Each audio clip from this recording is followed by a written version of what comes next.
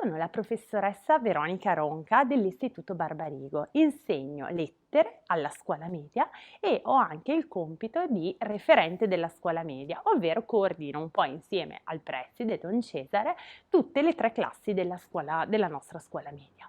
Purtroppo quest'anno non abbiamo potuto invitarvi a vedere la nostra scuola. Generalmente noi invitiamo tutti gli studenti delle scuole primarie cattoliche a conoscerci, a venire nella nostra scuola per un paio d'ore a fare un po' di lezione di giochi di intrattenimenti per presentarvi com'è la scuola media del Barbarigo. Il Covid ce lo impedisce, quindi ho pensato di venire io da voi. Che cosa posso raccontarvi del Barbarigo? Innanzitutto è una scuola media, quindi sono 3 anni, poi noi abbiamo anche le superiori, ma sono 3 anni nei quali praticamente accederete alla scuola dei grandi. In Italia la scuola media è organizzata in 30 ore alla settimana, quindi si fanno in tutto in una settimana 30 ore di scuola.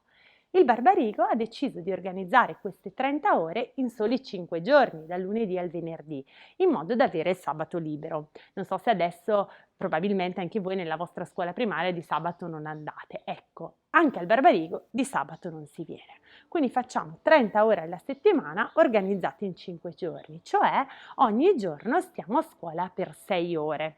Quest'anno, che è un anno particolare, l'anno del Covid, facciamo tutte le 6 ore dalle ore 8 alle ore 13:40 con spazi orari di lezione di 50 minuti. Ovviamente non facciamo 5 ore e 40, cioè 6 spazi didattici tutti di fila, ma facciamo ricreazione ogni 2 ore, quindi facciamo una ricreazione dopo la seconda ora e una ricreazione dopo la quarta ora. Ovviamente alla fine, alle 13:40, quando suona la campanella, potete andare a casa, ma chi vuole può rimanere al Barbarigo per le attività pomeridiane, perché noi offriamo come scuola tutta una serie di attività che si svolgono dalle 2:20 alle 3:30 ogni pomeriggio. Ogni giorno c'è lo studio assistito. Che cos'è lo studio assistito? Forse voi lo conoscete come dopo scuola, è uno spazio compiti in cui gli studenti che desiderano si fermano a svolgere i compiti con un insegnante che ovviamente li sorveglia e li aiuta in caso di bisogno. Quando dico compiti immagino le vostre faccette, sarete preoccupatissimi dalla quantità di compiti che diamo al Barbarigo. Allora state tranquilli, perché è vero che alla scuola media ci sono molte più materie e dunque molti più professori che assegnano compiti, ma noi cerchiamo di svolgere moltissime attività in classe in modo da darvi il pomeriggio, da assegnarvi il pomeriggio solo quegli esercizi che vi servono per fissare bene i concetti. Sicuramente non passerete 4-5 ore ogni pomeriggio a studiare, perché uno che viene già a scuola 6 ore è sufficiente. Di pomeriggio potete anche accedere al potenziamento musicale, quindi svolgere dei corsi di musica in collaborazione con l'associazione Floriana, che al Barbarigo c'è da moltissimi anni, oppure potete decidere di partecipare al laboratorio di inglese, che è un laboratorio di potenziamento della lingua inglese svolto da un insegnante che tramite dei giochetti fissa un po' meglio i concetti. Forse saprete che alle medie si studiano 2 lingue, la prima è l'inglese, la seconda al Barbarigo è lo spagnolo.